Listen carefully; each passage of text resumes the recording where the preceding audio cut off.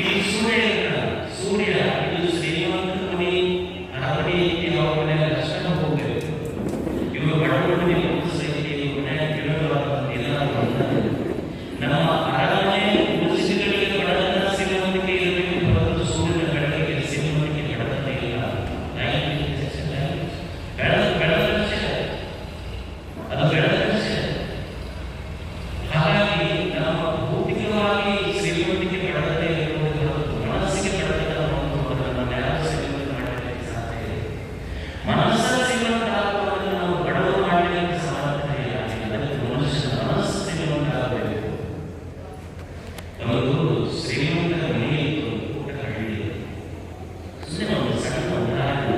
ಅಂದರೆ ಯಾವ ಶ್ರೀಮಂತರು ಯಾರು ಬಡವರು, ಮನಸ್ಸು ಬಡವರಿದ್ದರೂ ಒಬ್ಬ ವ್ಯಕ್ತಿ ಶ್ರೀಮಂತ, ಮನಸ್ಸೇ ಬಡವರಿದ್ದರೂ ಅವನು ಬಡವರಿಗಾರರಿಗೆ.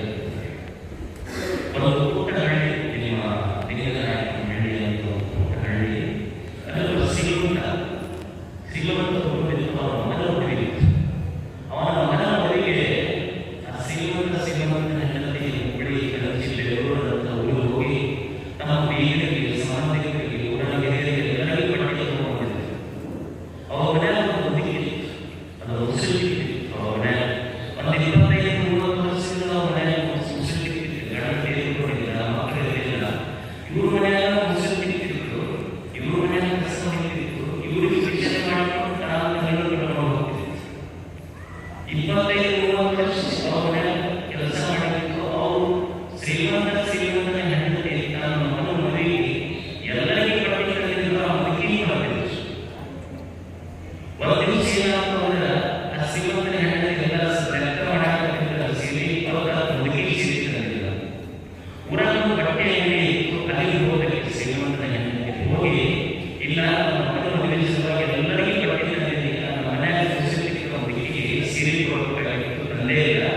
ಯಾವಾಗ ಸುಮಾರು ಸೀರೆ ಕೊಡುವಂತ ಕಟ್ಟಿರುವ ಸೀರೆ ಕೊಡುವ ಒಂದು ತಾಸು ಬಿಟ್ಟು ಈ ಮುಸುಲಿಕ್ಕಿರುವ ಮುದುಕಿಯನ್ನು ಅದರ ಬಟ್ಟೆ ಅಂಗಡಿ ಹೋಗ್ತಾರ, ಹೋಗಿ ಕಟ್ಟಿ ಹೇಳ್ತಾರ, ನೋಡಪ್ಪ ಯಾರ ಮೇಲೆ ಮುಸುಲಿಕ್ಕಿನ ನನ್ನ ಶ್ರೀಮಂತ ಮಗ, ನನ್ನ ಮಾರಾಟದ ಮಗನ ಮದುವೆ ಐತಿ, ಆಕೆ ಒಂದು ಸೀರೆ ಕೊಡಬೇಕಾಗಿ ಒಂದು ಚಲೋ ಕಿಮ್ಮತ್ತಿನ ಸೀರೆ ಸ್ವಲ್ಪ ಮುಸುಲಿಕ್ಕಿತ್ತು. ಹಾಗಾದ್ರೆ ಶ್ರೀಮಂತ ಅವ್ರ ಮನೆಗೆ ಶ್ರೀಮಂತರಿತ್ತು, ಮನಸ್ಸು ಬಡವಿತ್ತು. ಈ ಹುಡುಗಿ ಗುಡಿಸಲೊಳಗಿತ್ತು, ಮನೆಯೊಳಗೆ ಬಡತನ ಇತ್ತು, ಮನಸ್ಸು ಶ್ರೀಮಂತಾಗಿತ್ತು. ಮನಸ್ಸು ಶ್ರೀಮಂತರಾಗದೇ ನಿಜವಾದ ಅದಕ್ಕೆ ಶ್ರೀಮಂತಿಗೆ ಬಡತನ, ಸೋಲು, ಗೆಲುವು, ವ್ಯಕ್ತಿತ್ವದ ಊರ್ಜತೆ ಇದೆಲ್ಲವೂ ನಮ್ಮ ಮನಸ್ಸಿನ ಮೇಲೆ ನಿರ್ಭರ ಆಗಿರ್ತವಲ್ಲ.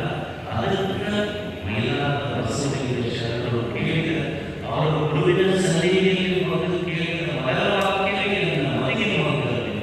ಆಗದಂತೆ ಯಪ್ಪ ಏನು ಸಂಪತ್ತಿಗೆ ನಿಮ್ಮತ್ತ ಆಮೇಲೆ ಕೊಡೋಕೆ ಮೊದಲು ಸ್ವಲ್ಪ ಚಲೋ ಮನಸ್ಸು ಏನು ಸಂಪತ್ತು ಕೊಟ್ಟ ಚಲೋ ಮೊದಲು ಕೇಳಿದ್ರಿ, ಸಂಪತ್ತು ಕೊಡುವಂತ ಕೇಳಿದ್ರಿ ಪಟ್ಟ ಮನಸ್ಸು ಮಗನಿಗೆ ಗುಣಾಶ್ರಯ ಸಂಪತ್ತಿನ ಕೊಟ್ಟ ಗುರು. ಆ ಸಂಪತ್ತು ಕೊಟ್ಟಿದ್ದು ಮೊದಲ ಮನೆಗೆ ಹೋಗಿ ಹಚ್ಚಿ ಆಯ್ಕೊಳ್ಳುವಂತ ಹವಾಯನ್ನು ಕೊಟ್ಟಿಲ್ಲ. ಅದಕ್ಕೆ ಮೈಲಾರದ ಬಸವಲಿಂಗ ಶರಣರ ಮೊದಲ ವಾಕ್ಯವೇ ನನ್ನ ಮನೆಗೆ ಹೋಗಬೇಕು. ಈ ಮನಸ್ಸು ಸ್ವಚ್ಛ ಆಗುವ ಬಾಧಕ ಬಂದಿರಲು ಅಂತ ನಾನು ಬಂದಿದ್ದು ನನ್ನ ಮನೆಗೆ ಮಂಗಲವನ್ನು ಕೇಳಿದ. ಈ ಮನೆಗೆ ಮಂಗಲ ಬಿಟ್ಟು ರಾಗದಲ್ಲಿ ಕೊಟ್ಟಿಲ್ಲ. ನೀನು ಸಕ್ರಿಯ ರಾಗದ ಸುಜ್ಞಾನದ ಸಾಕರಿ. ನಿನ್ನ ಕಣ್ಣು ಹೋಗಿದ್ದಾರ, ನಿನ್ನ ಕೈ ಹೋಗಿದ್ದಾರ, ನಿನ್ನ ದೃಷ್ಟಿ ಹೋಗಿದ್ದಾರ, ನಿನ್ನ ಮಾತಿನಿಂದ ಎಷ್ಟು ಜನ ಉಂಟಾಗ, ನಿನ್ನ ನೋಟದಿಂದ ಎಷ್ಟು ಉಂಟಾಗ, ನಿನ್ನ ಸುಮ್ಮನೆ ಕಣ್ಣು ಮುಚ್ಚಿ ಒಂದು ಬೆಳೆದಾಗಲಿ ಎಷ್ಟು ಕುಟುಂಬಗಳು ಉಂಟಾಗಿರೋ ನೀನು ಸಕ್ರಿಯ ರಾಗ. ನೀನು ಸುಜ್ಞಾನದ ಸಾಧನೆ. ಯಾಕಂದ್ರೆ ನನಗೆ ಎಷ್ಟು ಪುಸ್ತಕಗಳನ್ನು ಓದಲಿಕ್ಕಾಗ್ತದೆ, ಜೀವನ ಆಯುಷ್ಯ ಕಾಣಲಿ ಅಲ್ಲ ಆಯುಷ್ಯ. ನೀನು ಸುಜ್ಞಾನದ ಸಾಧನೆ.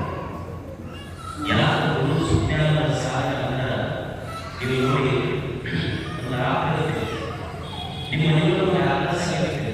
ಒಬ್ಬ ಗುರು ಹೇಗಂದ್ರೆ ಇವೊಂದು ಆಕಳ ಸಾಕಿದೆ. ಆಕಳ ಹೊರಗೆ ಬಿಟ್ಟಿದೆ, ಹೊರಗೆ ಬಿಟ್ಟ ಒಣ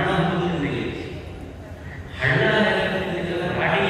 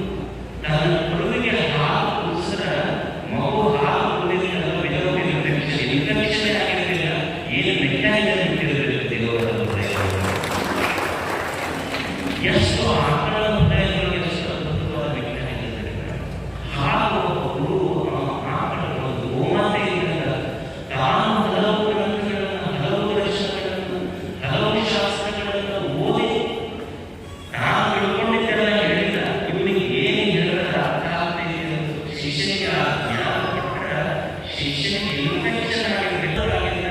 ಆ ಜ್ಞಾನದಲ್ಲಿ ಒಬ್ಬ ಮೈಲಾದ ಬಸವನಿಗೆ ಶರಣರೇ ನಿರ್ಮಾಣ ಆಗಿಲ್ಲ.